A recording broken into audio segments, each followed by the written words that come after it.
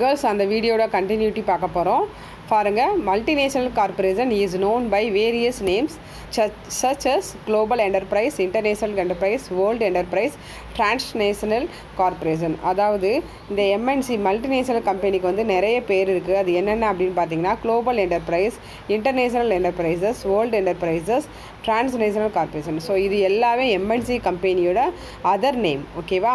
So next நம்ம பார்க்க போகிறது என்ன அப்படின்னு பார்த்தீங்க அப்படின்னா டெஃபினிஷன்ஸ் ஆஃப் எம்என்சி. ஸோ இந்த எம்என்சிக்கு டெஃபினிஷன் வந்து கொடுத்துருக்குறாங்க. ஸோ அது என்ன அப்படி தான் 2 டெஃபினிஷன்ஸ் இருக்கும். அந்த 2 டெஃபினிஷன்ஸ் நல்லா படிச்சுக்கோங்க, 2 மார்க்கில் கேட்பாங்க. ஸோ நெயில் ஜேகோபி அப்படிங்கிறவர் என்ன டெஃபினிஷன் கொடுக்குறாருனா a multinational corporation owns and manages business in 2 or more countries அப்படின்னு சொல்கிறாரு. ஸோ இந்த மல்டிநேஷனல் கம்பெனி அப்படிங்கிறது வந்து இந்த கார்பரேஷன் அப்படிங்கிறது இது வந்து பிஸ்னஸ் வந்து 2 அல்லது அதற்கு மேற்பட்ட கண்ட்ரீஸில் வந்து இவங்களுடைய பிஸ்னஸை நடத்துறதுக்கு பேர் தான் எம்என்சி அப்படின்னு சொல்லி நெயில் ஜேகோபின்னு சொல்கிறாரு. ஸோ இன்னொரு டெஃபினிஷன் என்னன்னு பார்த்தீங்கன்னா MNC is defined to be an enterprise operating in several countries but managed from one country அப்படின்னு சொல்லி சொல்கிறாங்க. ஸோ எம்என்சி வந்து என்ன சொல்கிறார் அப்படின்னா இந்த என்டர்பிரைஸ் வந்து செவரல் கண்ட்ரீஸில் வந்து இதை வந்து ஆப்ரேட் பண்ணுவாங்க. ஆனால் இதை வந்து மேனேஜ் பண்ணுறது என்ன அப்படின்னா ஒரு கண்ட்ரியில் தான் இதை மேனேஜ் பண்ணுவாங்க. ஓகேவா? ஸோ இதை மேனேஜிங் கம்பெனி இந்த ஒரு கண்ட்ரியில் இருக்கும். ஆனால் இதனுடைய பிஸ்னஸ் வந்து நிறைய கண்ட்ரீஸில் நடத்தி வந்துட்டு இருப்பாங்க. ஸோ அப்போ எம்என்சி அப்படிங்கிறதுக்கு நம்ம டெஃபினிஷன் முடிச்சிட்டோம். தென் நெக்ஸ்ட்டு பார்க்க போகிறது நம்ம ஆலிகோபோலி அப்படின்னு சொல்லி ஒரு டெஃபினிஷன் ஒரு மீனிங் கொடுத்துருக்குறாங்க. ஆலிகோபோலி அப்படின்னா என்னென்னா நல்லா புரிஞ்சுக்கோங்க. தமிழில் வந்து சில்லோர் முற்றுமை அப்படின்னு சொல்லி சொல்லுவாங்க. அதாவது few sellers, very few sellers தான் ஒரு மார்க்கெட்டில் இருப்பாங்க.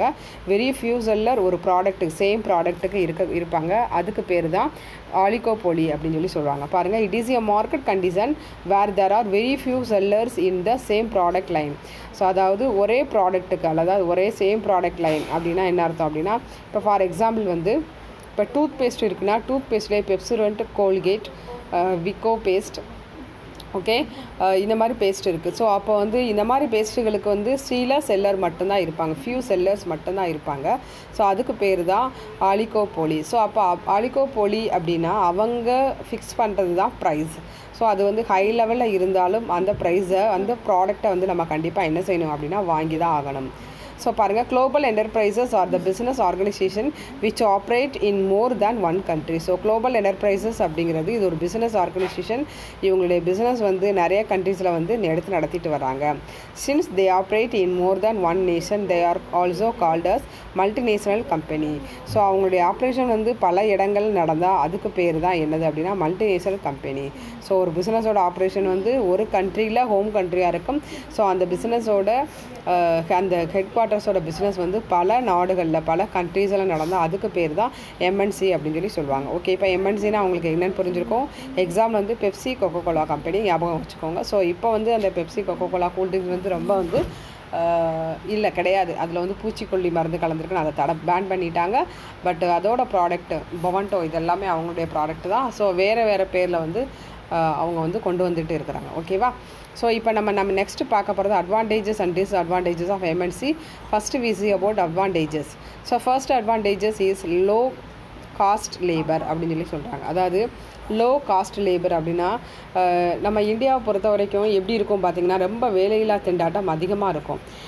இந்த எம்என்சி கம்பெனி என்ன பண்ணுவாங்க அப்படின்னா எங்கே வந்து வேலைவாய்ப்பு வந்து ரொம்ப அதிகமாக இருக்கும், அதாவது வேலையில்லா திண்டாட்டம் அதிகமாக இருக்கும், அந்த கண்ட்ரீஸில் வந்து என்ன பண்ணுவாங்க அப்படின்னா இந்த எம்என்சி வந்து பிஸ்னஸை வந்து ஸ்டார்ட் பண்ணிடுவாங்க. ஏன் அப்படின்னா அப்போ அங்கே தான் வந்து கூலி கம்மியானாலும் பரவாயில்ல, அதாவது அந்த லேபர் காஸ்ட் வந்து கூலி கம்மியாக இருந்தாலும் பரவாயில்ல, நம்ம எப்படியாவது ஏதாவது ஒரு வேலைக்கு போகணும் அப்படின்னு சொல்லி நம்ம இந்தியாவில் நிறைய பேர் வந்து ஆசைப்படுவாங்க. ஸோ அந்த மாதிரி கண்ட்ரீஸில் வந்து எம்என்சி வந்து பிஸ்னஸை வந்து we can start easily அப்படின்னு சொல்லி சொல்லுவாங்க. ஸோ அப்போ பாருங்கள், MNC setup their facilitate in low cost countries and produce goods services at lower cost. It gains cost advantages and sells its product and services of good quality at low cost அப்படின்னு சொல்லி சொல்கிறாங்க.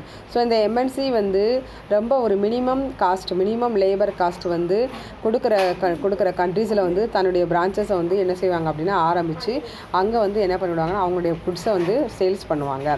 So அப்படி பண்ணுறப்போ அப்படிங்கிறப்போ என்ன பண்ணுதுன்னா நமக்கு வந்து அந்த ப்ராடக்டோட குட்ஸ் வந்து அந்த ப்ராடக்டோட ப்ரைஸ் வந்து ரொம்ப கம்மியாக வந்து நமக்கும் கிடைக்கும். ஓகேவா? ஸோ வந்து குவாலிட்டி வந்து எப்படி இருக்கும் அப்படின்னா ரொம்ப நல்லாயிருக்கும். ஆனால் காஸ்ட் எப்படி இருக்கும் அப்படின்னா ரொம்ப லோயராக இருக்கும். This is not available to smaller companies which operate at regional level. So இது வந்து ஸ்மாலர் கம்பெனி, அதாவது ஸ்மாலர் கம்பெனிஸ்க்கு வந்து இது வந்து பொருந்தாது. ஏன்னா அவங்க வந்து குறிப்பிட்ட ரீஜனல் லெவலில் மட்டும்தான் பிஸ்னஸ் பண்ணுறதால அவங்க வந்து பொருட்களை வந்து அந்த குட்ஸை வந்து ரொம்ப வந்து என்ன பண்ண மாட்டாங்க அப்படின்னா லோயர் காஸ்ட்டுக்கு வந்து கொடுக்க மாட்டாங்க. ஸோ அதிகமாக தான் ப்ரைஸ் வந்து ஃபிக்ஸ் பண்ணி கொடுப்பாங்க.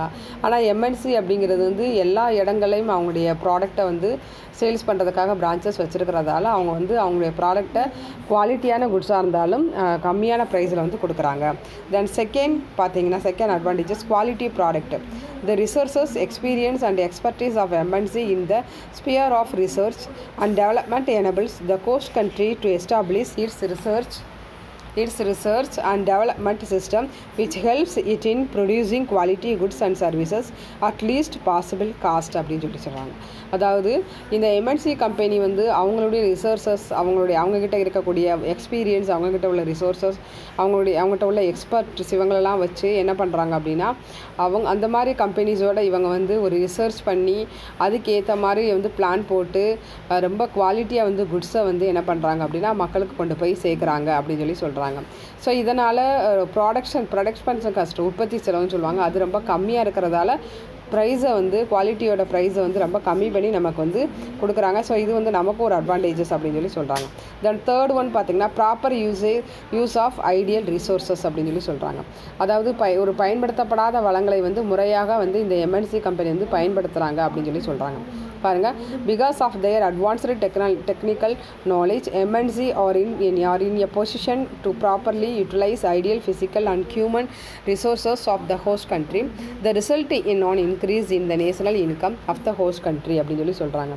அதாவது அவங்களுடைய எம்என்சியோட அவங்க வந்து ஒரு நல்ல ஒரு டெக்னாலஜி அறிவை வந்து யூஸ் பண்ணி எம்என்சி வந்து என்ன பண்ணுறாங்க அப்படின்னா நம்ம நாட்டில் இருக்கக்கூடிய இல்லை அந்தந்த நாட்டில் இருக்கக்கூடிய மனித வளங்கள்னு சொல்லுவாங்க, ஹியூமன் ரிசோர்ஸஸை வந்து நல்ல ஒழுங்கான முறையில் பயன்படுத்தி அவங்க என்ன பண்ணுறாங்க அப்படின்னா இப்போ யூஸ் பண்ணாத சொத்துக்கள் ஏதாவது இருந்ததுன்னா அதை வந்து முழுசாக வந்து பயன்படுத்தி நம்மளுடைய தேசிய வருமானம், அதாவது நேஷனல் இன்கம் வந்து இன்க்ரீஸ் ஆகிறதுக்கு இவங்க ஹெல்ப் பண்ணுறாங்க அப்படின்னு சொல்லி சொல்கிறாங்க. அதாவது நம்ம நாட்டில் உள்ள வளங்கள் வந்து நம்ம யூஸ் பண்ணாமல் இருக்கிறோம். ஸோ அதை வந்து அவங்க வந்து கரெக்டாக யூட்டிலைஸ் பண்ணி ப்ராடக்டை வந்து ப்ரொடியூஸ் பண்ணுறாங்கன்னு சொல்கிறாங்க.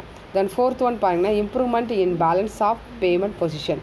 அதாவது பேலன்ஸ் ஆஃப் பேமெண்ட் அப்படின்னா எக்ஸ்போர்ட் இம்போர்ட் உங்களுக்கு தெரியும் நல்லாவே. எக்ஸ்போர்ட் அப்படின்னா நம்ம கண்ட்ரிலேருந்து குட்ஸை வந்து ஏற்றுமதி செய்கிறது.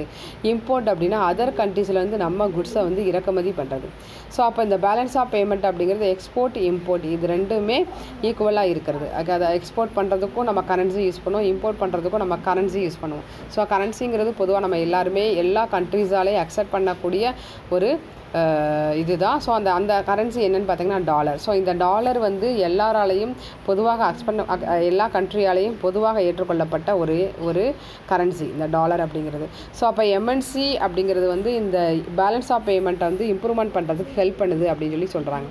பாருங்கள், MNC help the host countries to increase their export. So MNC வந்து அவங்களுடைய கோஸ்ட் கண்ட்ரீஸ்க்கு அவங்களுடைய எக்ஸ்போர்ட்டை வந்து அதாவது ஏற்றுமதியை வந்து அதிகப்படுத்துறதுக்கு யூஸ் ஆகுது.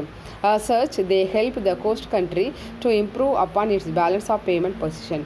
ஸோ அப்போ வந்து என்ன ஆகுது அப்படின்னா ஒரு நம்ம கண்ட்ரியோட பேலன்ஸ் ஆஃப் பேமெண்ட் வந்து ரொம்ப வந்து ஒரு நல்ல ஒரு பொசிஷனுக்கு போகுது அப்படின்னு சொல்லி சொல்கிறாங்க அந்த எம்என்சி இருக்கிறதால. தென் ஃபிஃப்த் ஒன் பார்த்தீங்கன்னா டெக்னிக்கல் டெவலப்மெண்ட்டு. ஸோ டெக்னிக்கல்னால் அவங்களுக்கு தெரியும் தொழில்நுட்ப வளர்ச்சி அப்படின்னு சொல்லி சொல்கிறாங்க. MNC carry the advantages of technical development 10 host countries. So MNC அப்படிங்கிறது வந்து அவங்களுடைய டெக்னாலஜியை வந்து அதிகமாக யூஸ் பண்ணுறதால அதாவது 10க்கு மேற்பட்ட கண்ட்ரியில் அவங்களுடைய டெக்னாலஜிக்கல் டெவலப்மெண்ட் வந்து இருக்குது அப்படின்னு சொல்லி சொல்கிறாங்க கோஸ்ட் கண்ட்ரீஸில். In fact MNC are a vehicle for transference of technical development from one country to another. So அவங்க வந்து என்ன பண்ணுறாங்க அப்படின்னா அவங்களுடைய டெக்னாலஜிக்கல் அதாவது தொழில்நுட்பத்தை வந்து ஒரு கண்ட்ரிலேருந்து இன்னொரு கண்ட்ரிக்கு அவங்க வந்து என்ன பண்ணுறாங்க அப்படின்னு ட்ரான்ஸ்ஃபர் பண்ணிக்கிறாங்கன்னு சொல்கிறாங்க. Because of MNC poor host countries also begin to develop technology அப்படின்னு சொல்லி சொல்கிறாங்க. ஸோ ஒரு பூவர் கண்ட்ரியிலையும் கூட எம்என்சி வந்து தன்னுடைய பிஸ்னஸை ஸ்டார்ட் பண்ணி டெக்னாலஜியை யூஸ் பண்ணி பிஸ்னஸை ஸ்டார்ட் பண்ணுறாங்க அப்படின்னு சொல்லி சொல்கிறாங்க. ஓகே, தென் 6th அட்வான்டேஜஸ் அப்படின்னு பார்த்தீங்க அப்படின்னா மேனேஜரியல் டெவலப்மெண்ட் அப்படின்னு சொல்லி சொல்கிறாங்க. ஸோ மேனேஜரியல் டெவலப்மெண்ட் அப்படிங்கிறது வந்து ஒரு மேலாண்மை வளர்ச்சி அப்படிங்கிறது எம்என்சியில் வந்து நல்லா சிறப்பாக இருக்கும் அப்படின்னு சொல்லி சொல்கிறாங்க. பாருங்கள், MNC employ latest management technique. So MNC கம்பெனியை பொறுத்த வரைக்கும் அவங்க வந்து லேட்டஸ்ட் மேனேஜ்மெண்ட் டெக்னிக் தான் ரொம்ப யூஸ் பண்ணுவாங்க, ஓல்டு மெத்தடை யூஸ் பண்ண மாட்டாங்க.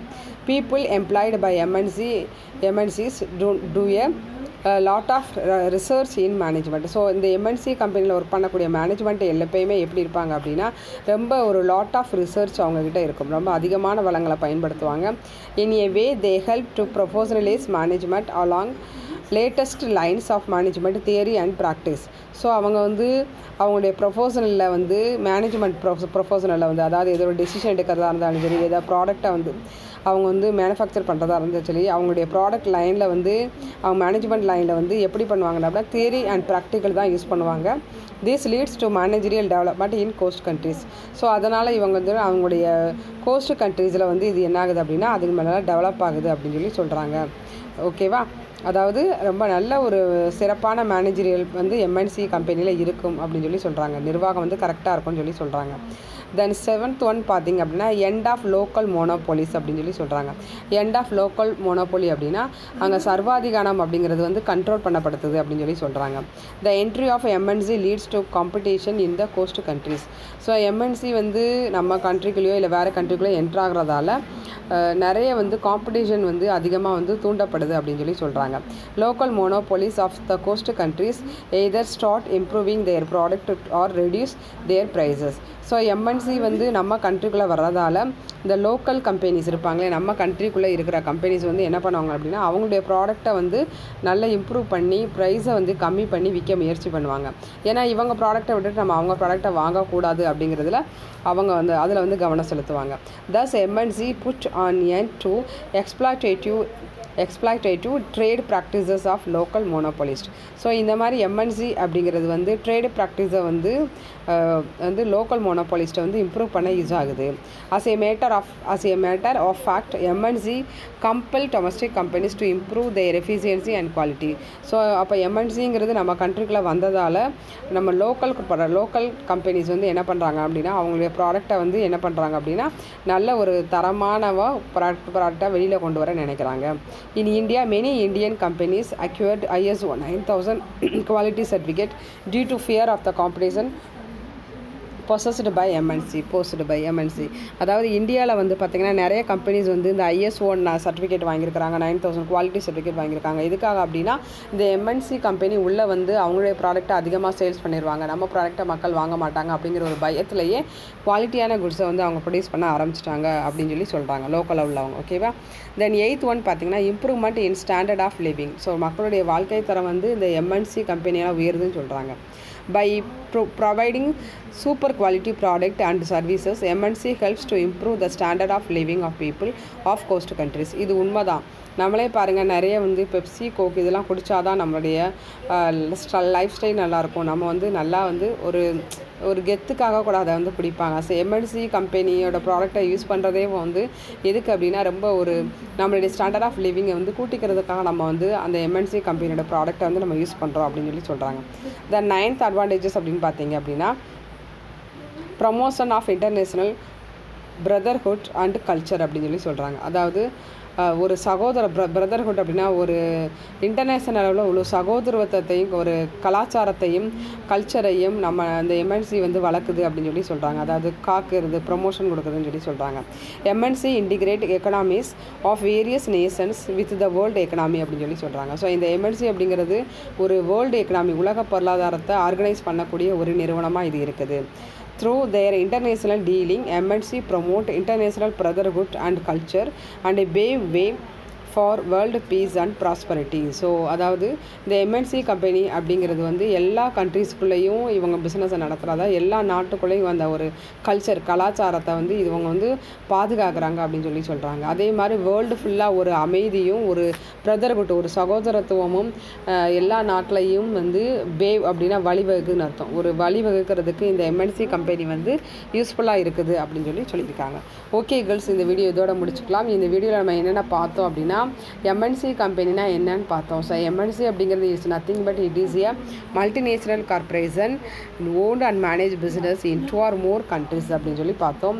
தென் இதோட அட்வான்டேஜஸ் பார்த்தோம். ஸோ அட்வான்டேஜஸ் அப்படிங்கிறப்போ ஃபர்ஸ்ட் கேட்டிங் வந்து low cost labour, second one quality product, third one proper use of ideal resources, fourth one improvement in balance of payment position, fifth one technical development, sixth one managerial development, seventh one end of local monopolies, improvement in standard of living, eighth one, ninth one promotion of international brotherhood and culture. So next video la nama enna paakalam appadina disadvantages of MNC paakalam. ஓகேவா? So இந்த disadvantages of MNC company அதோடையும் examples of எம்என்சியோடு இந்த லெசனே நமக்கு முடிஞ்சிடும். Okay, தேங்க்யூப்பா.